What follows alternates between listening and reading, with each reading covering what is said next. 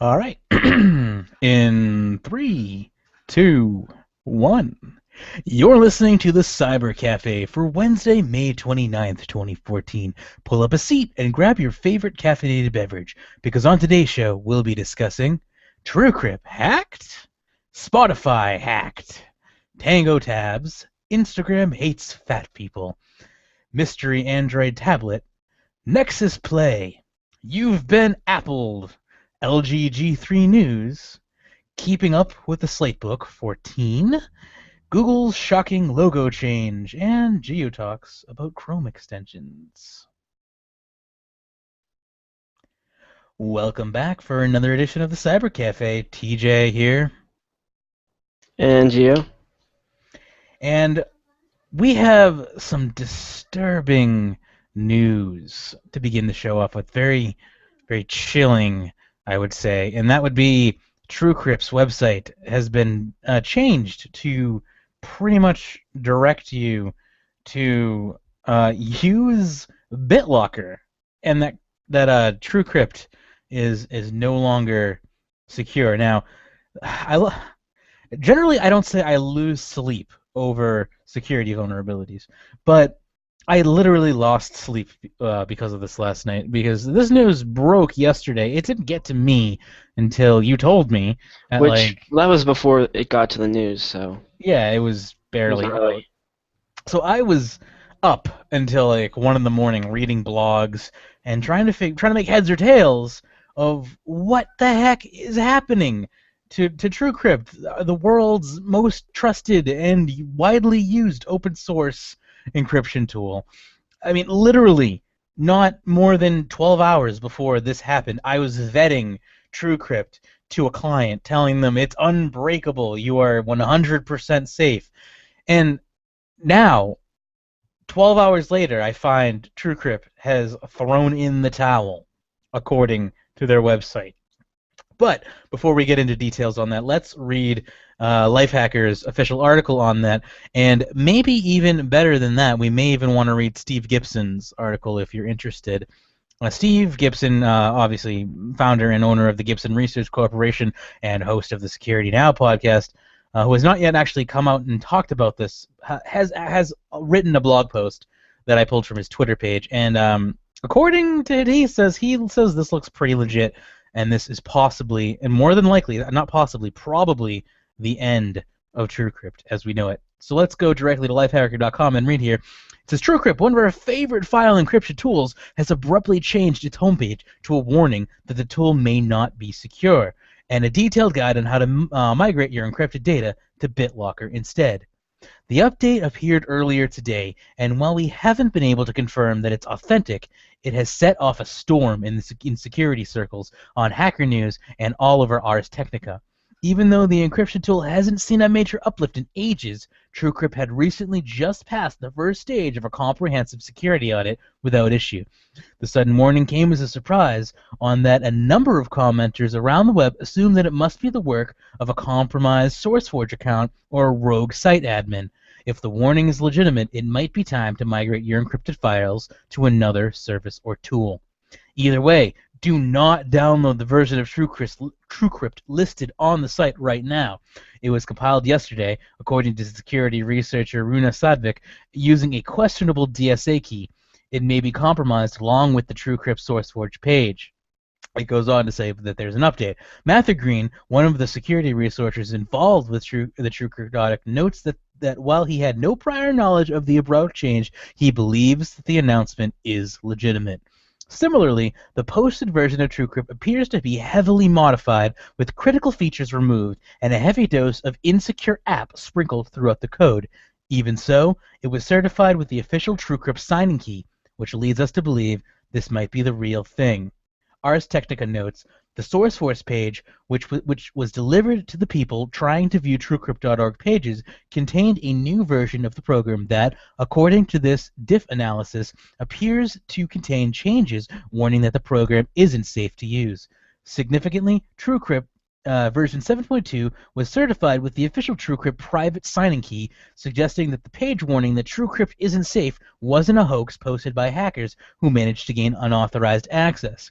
After all, someone with the ability to sign new Truecrypt releases probably wouldn't squander the hack with a prank. Alternatively, the post suggests that the cryptographic key that certifies the authenticity of the app has been compromised and is no longer in the exclusive control of the official Truecrypt developers. Another update goes on to say security expert Brian Krebs has a great roundup of the situation on his blog and notes that, well, the tone and language used in the warning on the SourceForge site is curious at best. The project's hosting, domain registration, and whois information hasn't changed recently. Unusual for a simple site hack. Excuse me. Right now, it's looking more like the changes are either intentional actions on the part of the Truecrypt team, a scorched earth's approach to ending the project either due to the pressure exposure brought on by the audit because of some outside influence or internal strife. Or someone on the Truecrypt team decided to flip over the metaphorical table, and because of all the developers are anonymous, there's no way to be sure. So, yeah, the new Truecrypt website suggests migration to BitLocker, a closed-source Microsoft-owned technology that has no public vetting whatsoever. No one even knows exactly how Truecrypt is deployed, besides Microsoft, and they're not going to tell us. So how can we trust Microsoft? And why would Truecrypt, an open-source technology, recommend a closed-source technology as a replacement? Why would it even have a full tutorial on how to do this? And this is just so weird. This reeks of government shutdown to me. NDA, government forced, either you shut down or install a backdoor into your product for us.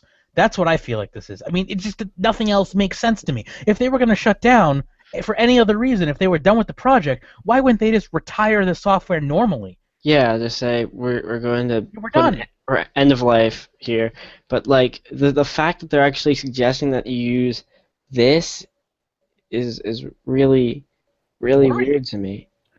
Like, It doesn't seem to make any sense. It doesn't seem like something anybody would do. You even said last night, I quote, "It sounds like a company with a gun put up to their head." It does. This sounds like the last-ditch efforts of a desperate company trying to save some sort of face in the with the threat of violence being enacted upon them.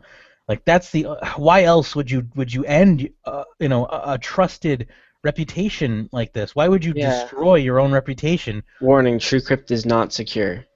Like, why would you do that to yourself? Like, it just doesn't make any sense to me. Beyond the fact that they did this to save their own butts from being prosecuted legally and ending up in some like hidden prison somewhere because they refused to put a backdoor in their product. This screams of exactly what happened to LavaBit, where with the secure messaging system that got shut down. Well, had to either shut their doors or turn over, their keys to the government. So, I mean, that's what this sounds like to me. I can't prove it. This is my personal speculation. All we can really go on is what we have here, and all we have here is this weird page and a bunch of speculation. It says here at the top, warning, using Truecrypt is not secure as it may contain unfixed security issues. This page exists only to help migrate existing data encrypted by Truecrypt.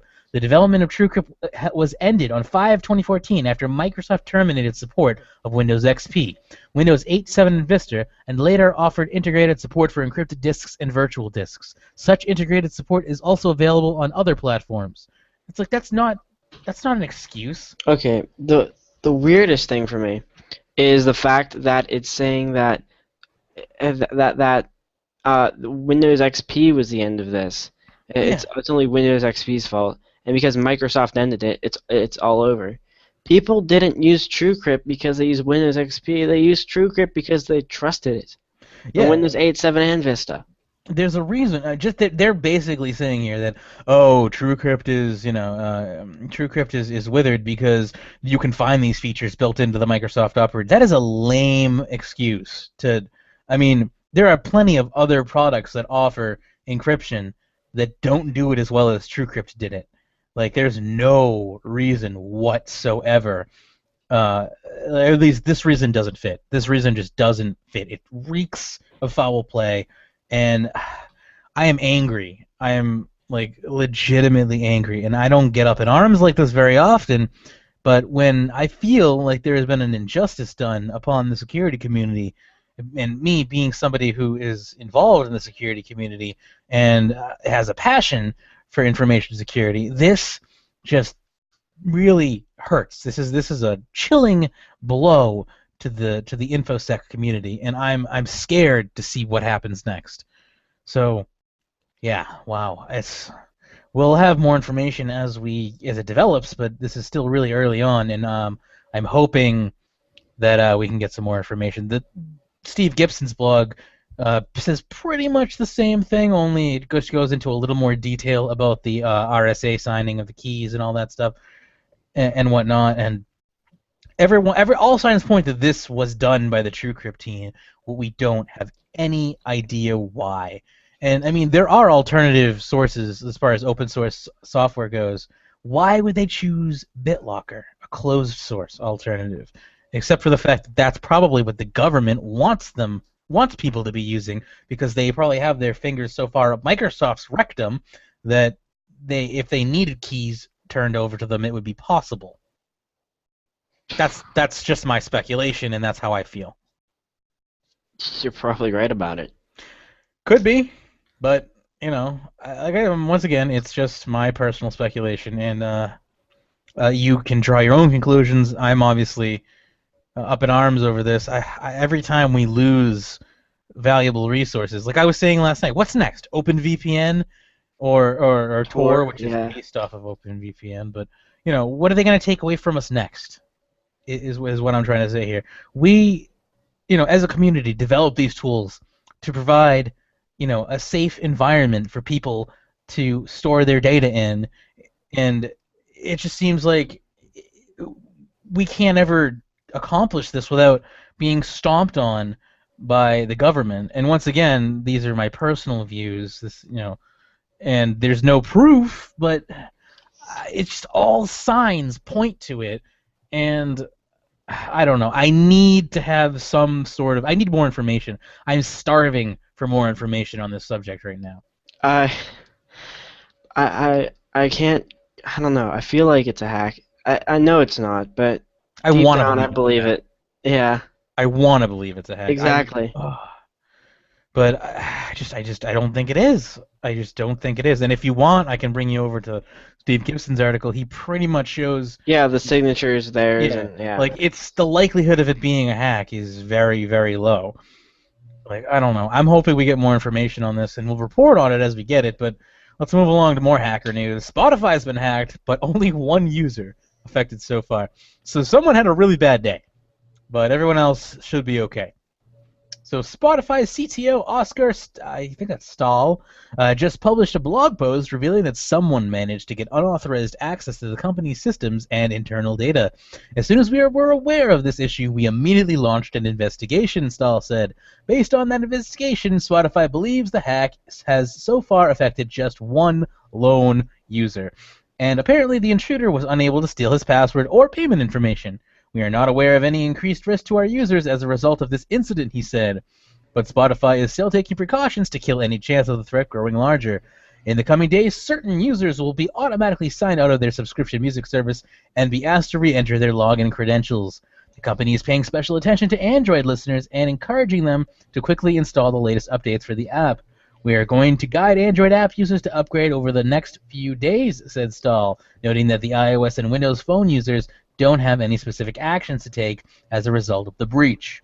Unfortunately, any playlists you've downloaded for offline listening will need to be re-downloaded after the new version is installed. Spotify says it's immediately taking measures to strengthen our security systems in order to help protect you and your data.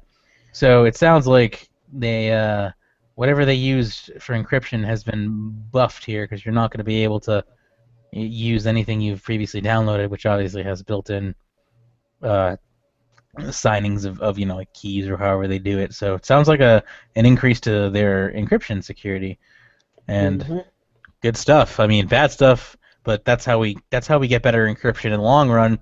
I think it's pretty funny. Who goes after the entire company just to get one user? I feel like maybe someone made Legion mad or something. I feel maybe or no.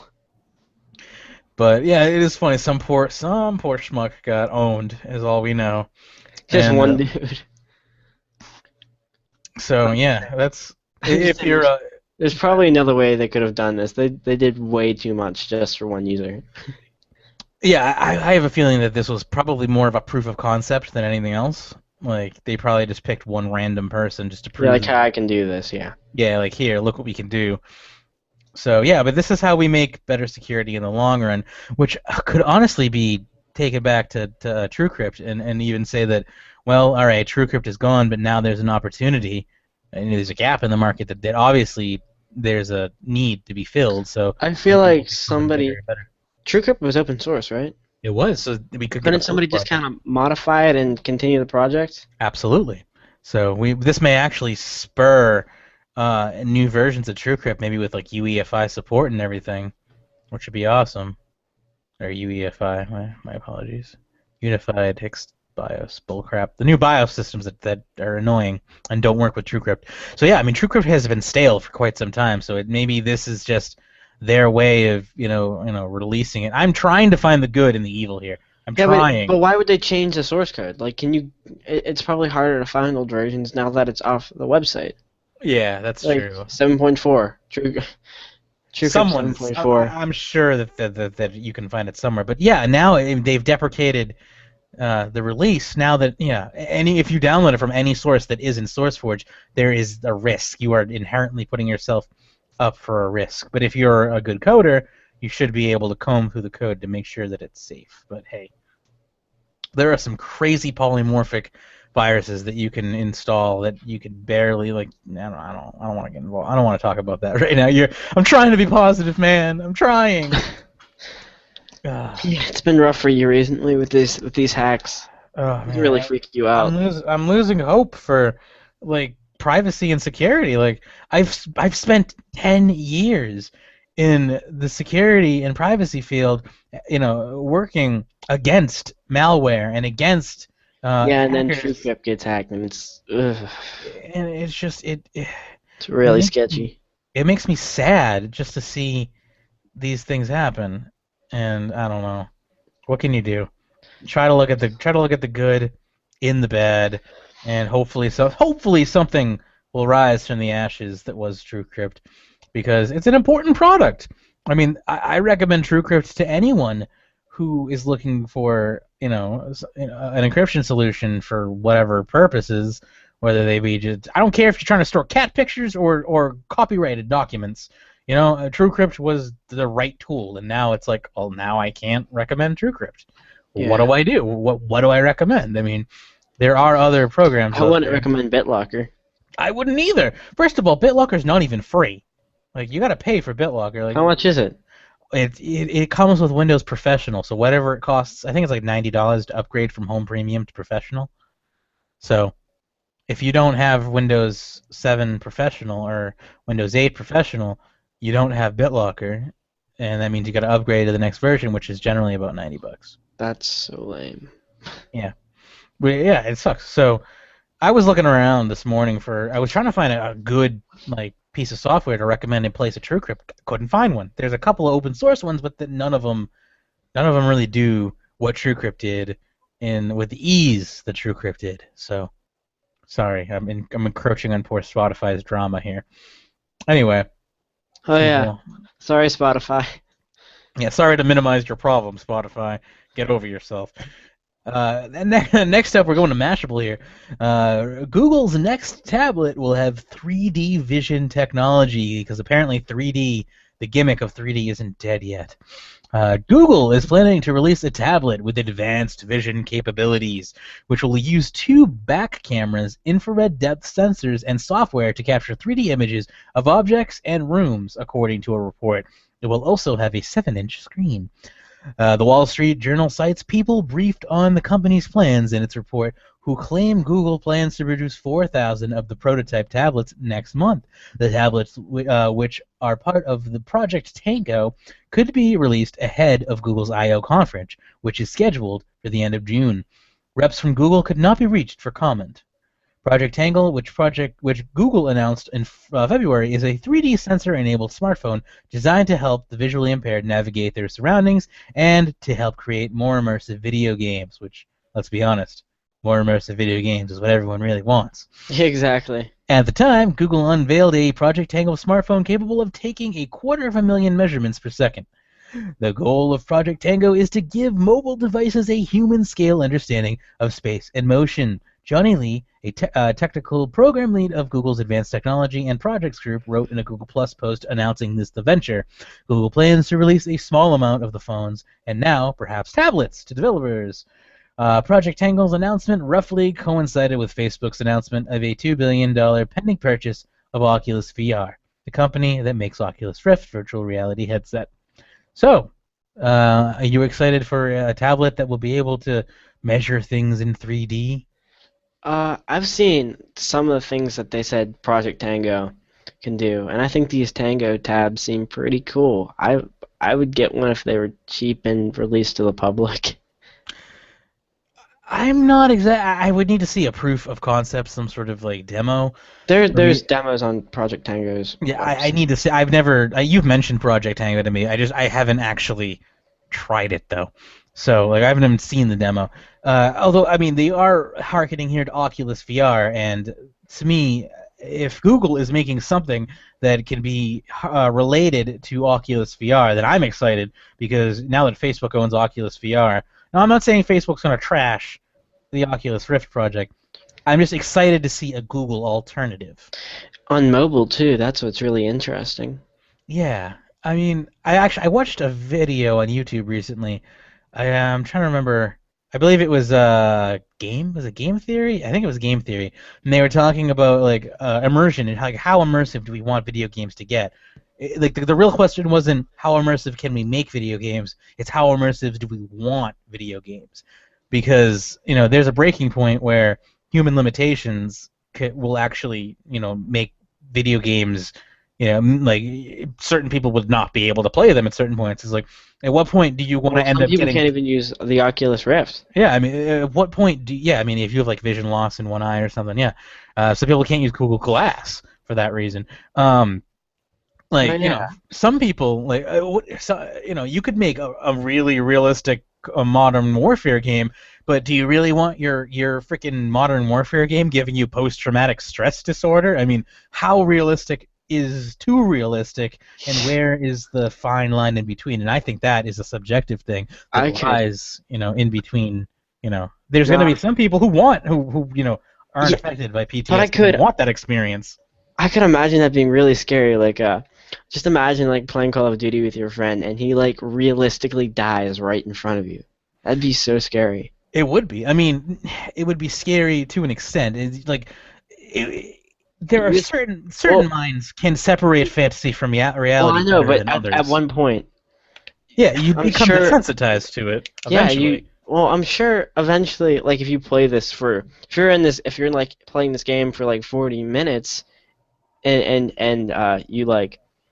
I'm sure you'd start to feel like this was pretty much almost real. Yeah, because, and I mean, it's very possible. Even though it is not real, if you immerse yourself in it long enough, it can become real to you. That's the issue with subjective reality, is you can trick your brain into getting these symptoms, but even though it's not real, it doesn't matter. Your brain doesn't, just because you have a consciousness, your consciousness and your psyche are not necessarily the same thing, and sometimes they don't exactly talk to each other in the best of ways and reassure each other.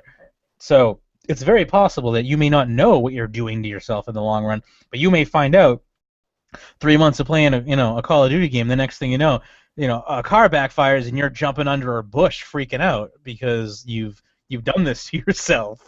And then the next thing you know, you need therapy. So I don't know, like, how real do we want our games to get? I don't know. However, I mean, I'd love to try it, but yeah, I would love to try it too. I mean, I would love to see. I mean, there's also technology that involves the physical use of your body beyond like Wii Sports and things like that. That could actually need you to physically run. Well, I'm not. I don't. I think you'd have to buy a room for that. You don't. You don't actually.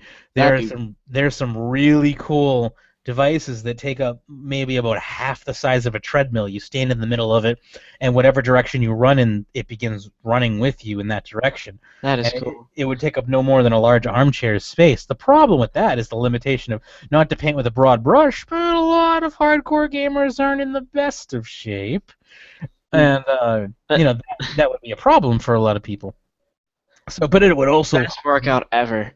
yeah, maybe it would give people a reason to like, dude, if I I'd had be the so fit. yeah, if I had the opportunity to jump into a virtual reality world and gun some people down and play like war games, knowing that it had no consequence on like real life, and I was actually gonna get fit, or heck yeah, Yeah, that'd be the best. I would spend I would screw buying the freaking Bowflex. I'd buy that. Heck, like that. I have something.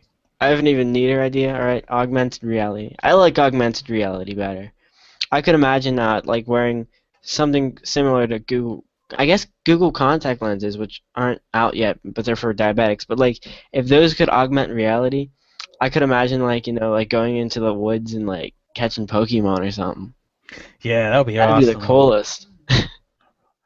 All right, let's move along to the next topic. Here we have woman beautifully defends her body after Instagram removes her butt selfie. I heard about this. Instagram is filled with a bounty of booty, but not all butt selfies are treated equal. Megan Tanez, a video blogger and musician, is very vocal about body positivity and Instagrammed a photo of her own rear end in modest black briefs with a caption, booty appreciation, honor my curves, F your beauty standards. She later received an email from Instagram stating that her image had been flagged as offensive due to the site's nudity rules, which is bullcrap because I know people who have nudity Oh, on people their get Instagram almost channel. completely naked on their Instagram. Like they'll just I cover their boobs like this. no, Like, no, worse than know. this. If you want, I know if I have a friend who's a model who has actual full nudes of herself on her Instagram channel. Like it's ridiculous. Like I don't know how you get away with that, but she's a model, so I guess she can get away with it. Tanya speaks directly to the camera. I want you to think of how many big girls you see wearing bathing suits, lingerie, shorts, dresses, tight-fitting clothing who want openly mocked. And now you have the answer as to why a lot of who look like me, and by a lot, I mean not very many, post pictures of themselves showing their thighs and their stomach or parts that other women and other people show proudly and are never questioned on because that's what we're used to seeing and we're comfortable with. Critics of the removal pointed to self-proclaimed butt selfie queen and workout fanatic Jen Selter, who regularly uploads images of her own backside to Instagram without issues. Kim Kardashian and Nicki Minaj have also shared their filtered derrieres on the platform without consequence that we know of. So, apparently, I can't put my butt on Instagram or anything. But I don't want to see your butt. that's fine. I don't want to. But here's the thing. Why there's a lot of popular people on Instagram who are actual models, and they'll post pictures of them in their bras and in their panties, or covering up their breasts with their hands, and not wearing a bra at all. And these people never get removed. When she posts a picture of her butt, and she only has and only like 100 people like it, why does it get removed? I don't understand that. It's literally just taste. It's what people want to see, and it's yeah. Is it prejudice? Yes. Like, if Instagram is truly about art, then they wouldn't be taking down these pictures. It's simple as that. If we're gonna respect some people, we need to respect all people's art. Exactly. That's Facebook, man. That's Facebook for you. Exactly. Yeah, that's true. Facebook owns Instagram now. That's why I don't use Instagram. Anyway, Mystery Tablet is coming from AndroidSpin.com. Mystery Tablet shows up on Google I/O website. Is this the Nexus 8? So it says here, one of the most highly anticipated devices of 2014 is the Google Nexus 8 tablet, which is expected to supersede the oft-criticized 2013 Nexus 7, while so far only existing thanks to countless rumors, including code snippets and production leaks. The case for a Nexus 8 grows dimmer with every mention of the Android Silver line of devices replacing the Nexus line. Even so, when a mystery device pops up on the Google I/O website 1 month ahead of the actual event, we can't help but wonder if this is a sneak peek of the Nexus 8. As you can see above, there is an unmarked tablet shown being used as part of an exhibit, though which manufacturer it comes from is up for discussion. It's notable that the device seems to be running an older version of Android, given away by the colored Wi-Fi and battery icons, so it's not perfect. It's not a perfect fit for the latest greatest from Google just yet. Update: the device has been unanimously identified as the Nexus 10 being used in portrait mode. What do you think about the mystery tablet? I think. Oh, can you hear me? I can hear you. Wow, that's weird. I th I think it's I think it is the Nexus 8.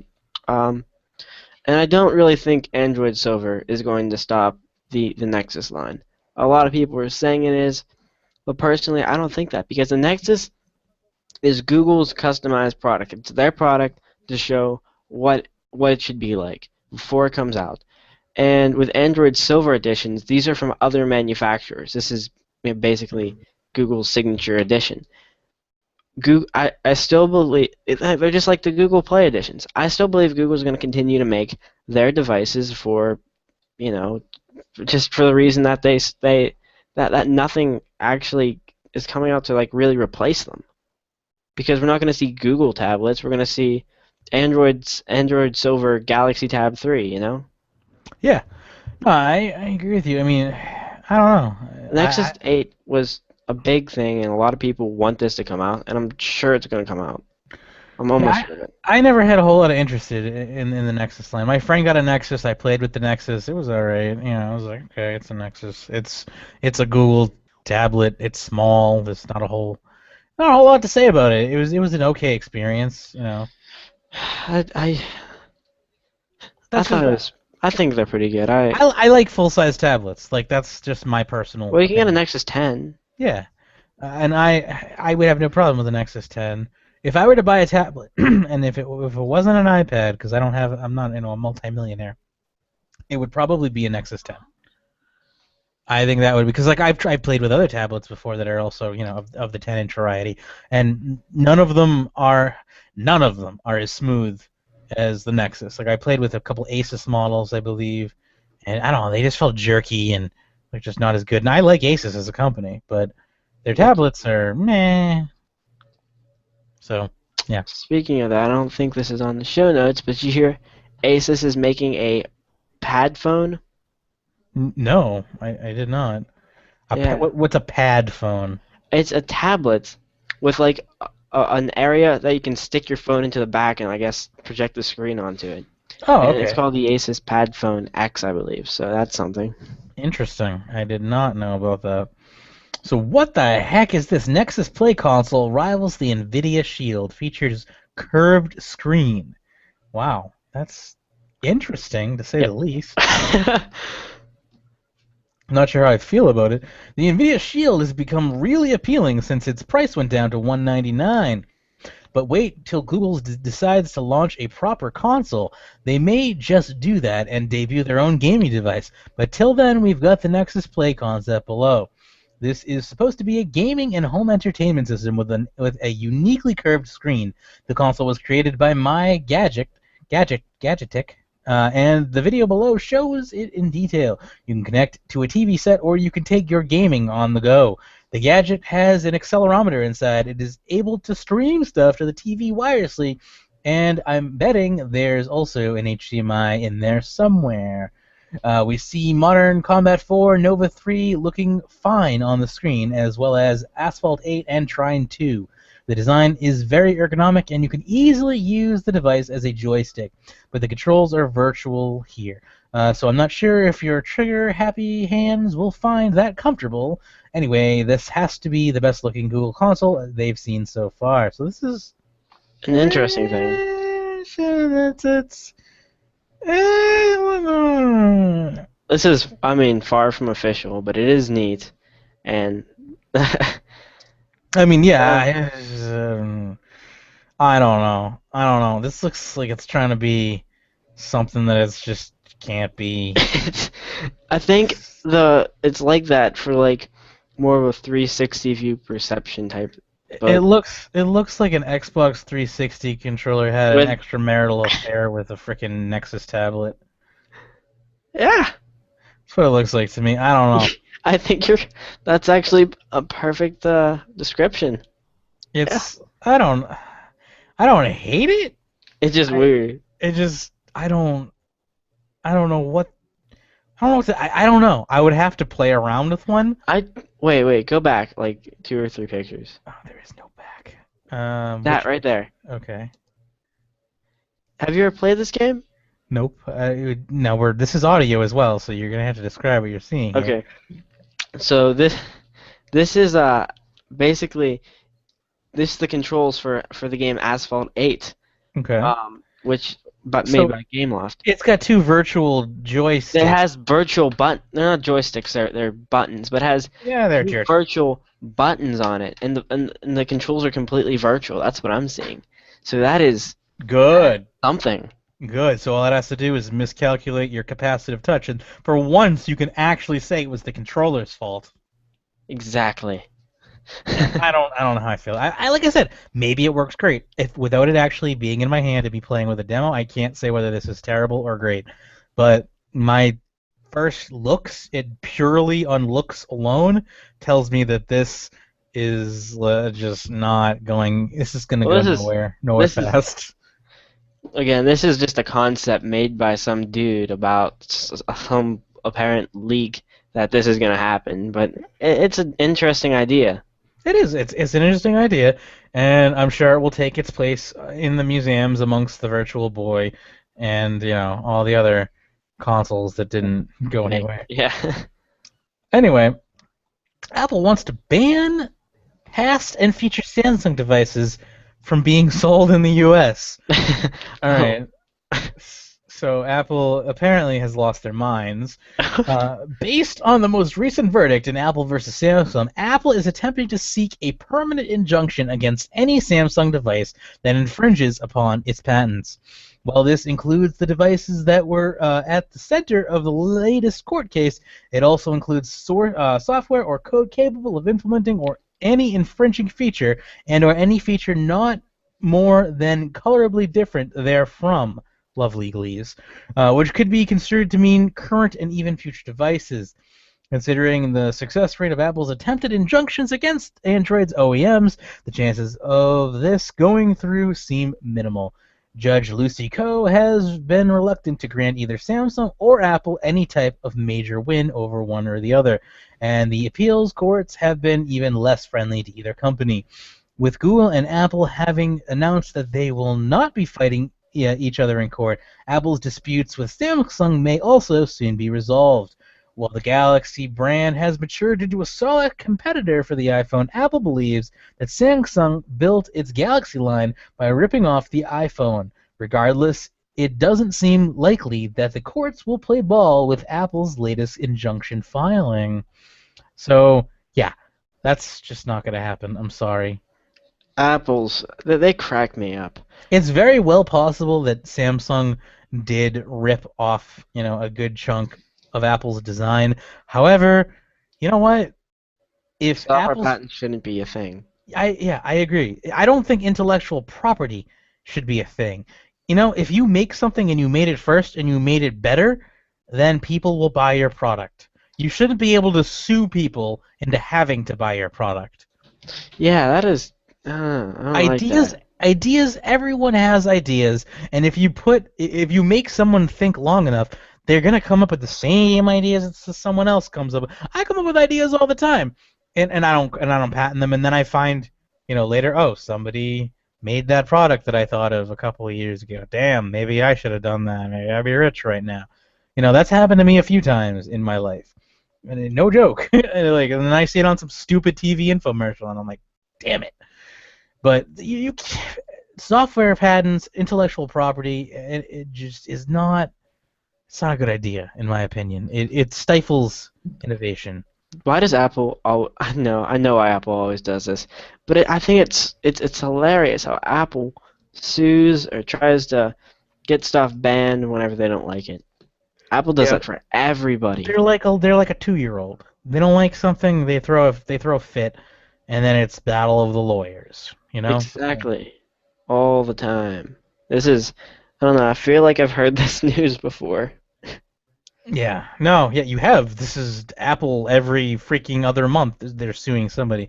They They're are. they're the most litigious company in existence, and honestly, that's probably what has kept their brand at such an expensive price point because they make it impossible for anyone else to like infiltrate the market without getting sued into oblivion. But I digress. It's Apple. So yeah. Anything else you want to say about that? Nope. All right, the LG G3 release date, news and features. LG, so this is another new LG phone, huh? The G3. After months of rumors and speculation, the LG G3 is finally here, and by the looks of things, it's very much worth the wait. It's hardly the shock announcement of the year, even LG itself spilled the beans on the G3 on more than one occasion. But with our muted excitement of the launch put on the side, we have taken a closer look at the handset. From its stunning screen to its stylish build, this premium device through and through, and we've got all the details, blah, blah, blah, blah. So, wow, all right, let's break it down here then. So, it's the sequel to the 2013's excellent G2. It should be out in June, and it should cost around £550, which is roughly like 800 and something US dollars, I would assume. LG announced in June as the LG G3 release date in the UK, although we're still waiting to hear dates for other markets. We're still waiting on a price, though. It's expected to retail for roughly £550, $925, or $1,000 Aussie money. SIM-free, putting it on par with other recent flagships. Like the LG G2, the G3 retains the rear buttons, albeit making them more rounded and a bit flatter, and hopefully easier to hit. Both phones are also plastic, but while the G2 looks and feels plastic as it is, the LG G3 is cunningly disguised as almost seem as though it's made of metal. The effect is quite convincing, but that's all it is, an effect. With dimensions of 146.3 by 74.6 by 88.9 millimeters, it's certainly on the large side, but that's to be expected given the large 5.5-inch screen and the tiny bezels and the curved removable back cover should mean it's usable with one hand. It's not enormously heavy, though, at 149 grams. So are you excited for this? It's going to have a 13 megapixel camera, which, if Yeah. done properly, could be awesome. LG G3s, the LG phones, first of all, are made. I love their cameras. I've always loved LG, the camera of the G2, and the G3 is also pretty amazing. I actually recently bought the Moto X, but I was really considering getting the G2 because of its amazing camera and how nice of a phone it is. Has your Moto Um, X arrived yet? it will be here June 2nd. Oh, okay. Is it not out yet? Or is What? it just going to take that long to ship? I got it custom. Okay.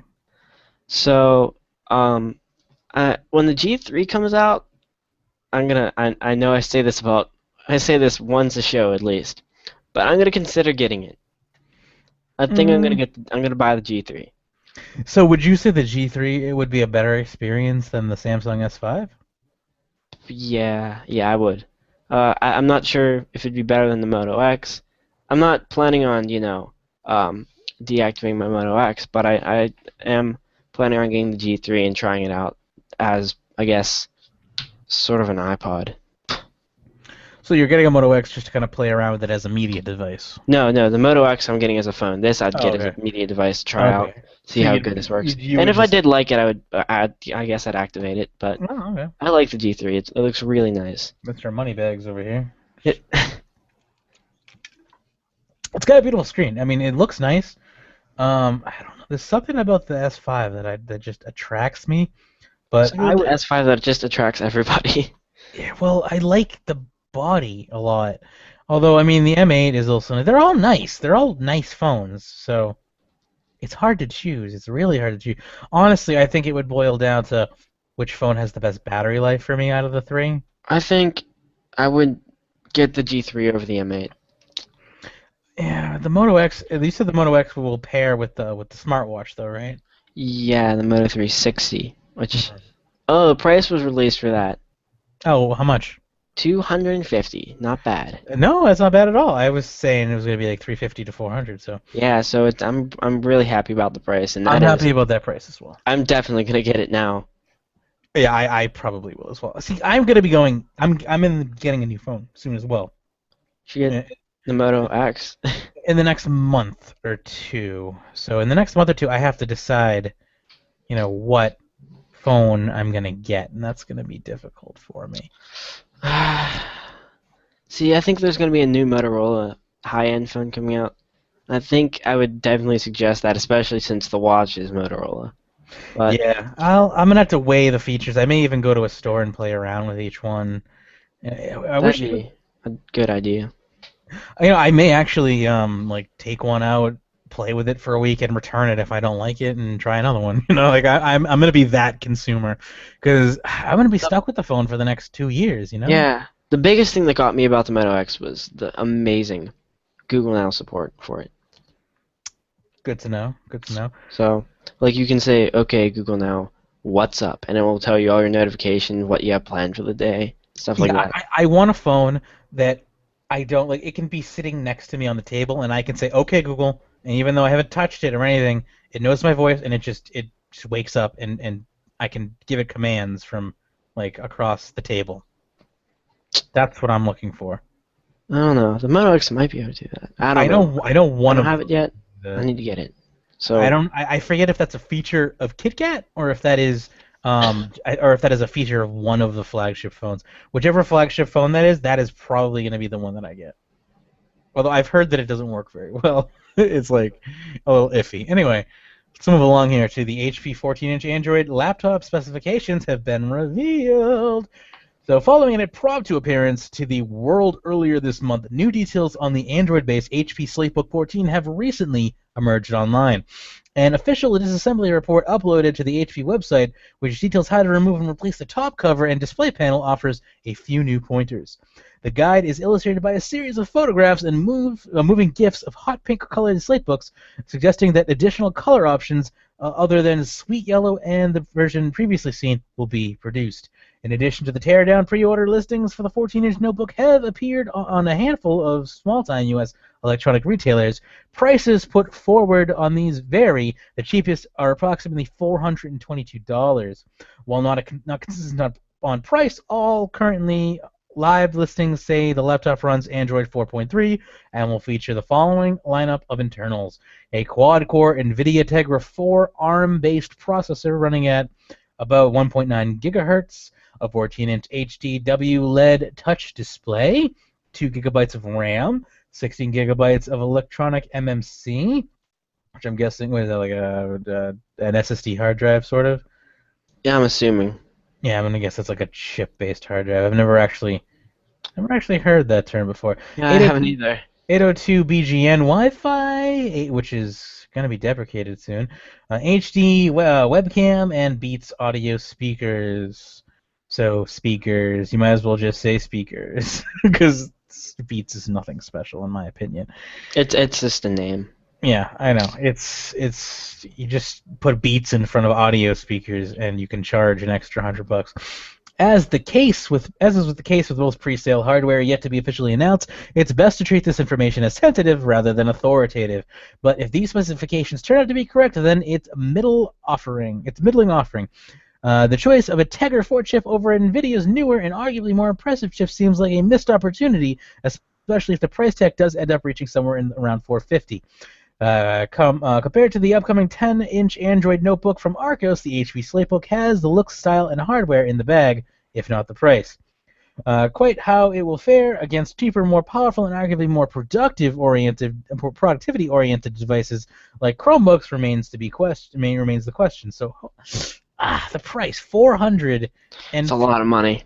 yeah, for a quad core NVIDIA Tegra 4. That sounds like Yeah, something you but would get what a else would? tablet. I mean, of course, it's not the It latest and greatest, but it's yeah, it's an A15. I mean, it's not bad. It's just I don't know. it's the price might be a little high. Yeah, But still, I mean, I guess you don't really need a great processor on an Android laptop.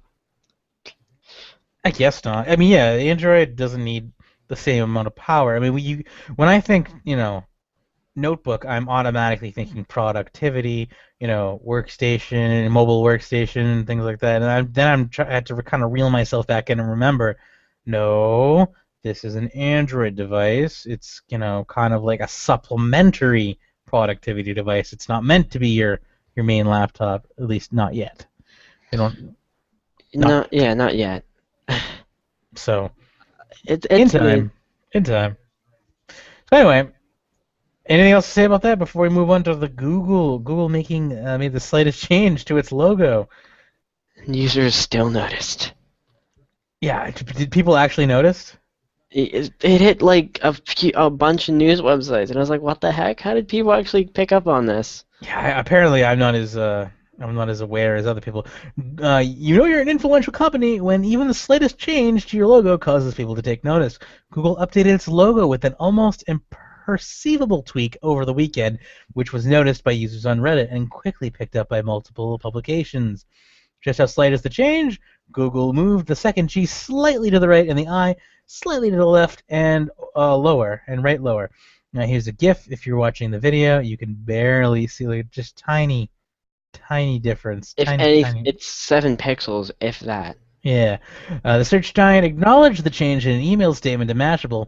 Great to see people notice and appreciate even single pixel changes. We tweaked the logo a while ago to make sure it looks its sharpest regardless of your resolution. This isn't the first time Google has made a slight tweak to its logo.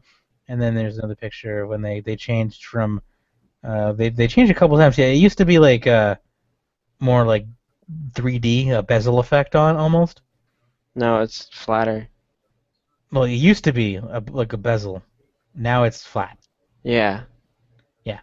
So that's the old one that it just showed on the screen. So yeah. Google has changed its logo before, and it made up. Google also used to have an exclamation point in their logo, like Yahoo, Oh, and then they I didn't know realized that. exclamation points were lame. Yeah. Yahoo still hasn't gotten the notice on that one. Sorry. I can. Actually, I think they may have. No, that's Yeah, not yeah, it. yeah, yeah. They have. Oh, Oh no. no! No. There it No. is. There it is. Oh, Just bounced in. yeah. It's like, oh, sorry, I'm late. So yeah, for those of you who are on the audio end of this, yeah, I just went to the Yahoo website just to check real quick, and no, it's still there. Poor Yahoo, living in the past. Anywho, So, yeah. Just you wanted to do a free talk on on Chrome extension Chrome update that came extensions, out. so go right ahead. Well, recently, Google implemented a change to Chrome, which caused a lot of people to panic, not because they've actually noticed it, but because of just the fact that it sounds bad, and the media has made it out like it's much worse than it actually is.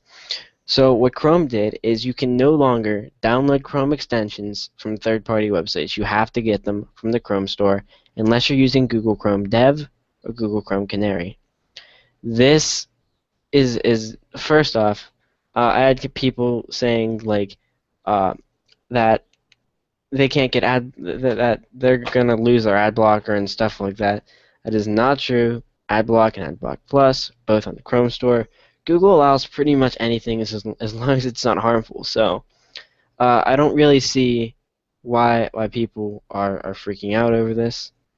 Uh, One of the biggest reasons that this is actually happening is because a, I see a lot of Chrome malware extensions that people are getting. A lot of Chrome malware, and yeah, and this will help get rid of it. So So no more side loading apps is what you're telling me. You can't side load apps from other websites any longer, or Canary version. yeah, if a website provides a CRX file, you can't use it unless you're using Google Chrome, Dev, or Canary. Fair You have enough. to get them from the web store. I need to add the proper logo to our G plus page because I just stole some poor cat picture. Remind me to do that All right. before the next episode. I apologize that this is anyone's picture, but once again, I don't believe in intellectual property. Anyway, doesn't mean you couldn't sue me. So yeah, I'm sure it's cat. I can't do it. It doesn't work. Cat P-rated? No, Yeah, it doesn't work. It doesn't work. Anyway, I tried to make the meowst of it. It didn't work. Let's so all right, yeah. I'm That was really bad. Come on, where's the sound effects? I need the sound effects. You're gonna have to give me a second. I got you on this. Wait, hold on. I think this is it. That's the one I wanted. I was hoping for a rim shot, but I'll settle. No, I wasn't gonna give you that. I'll settle for that. All right, well, I think that's gonna bring it to a close for this edition of the Cyber Cafe. I've been one of your hosts, TJ Roggs, And I've been the other host, Giovanni Finero. and we'll catch you next week on another edition of the Cyber Cafe. As always, thank you for listening.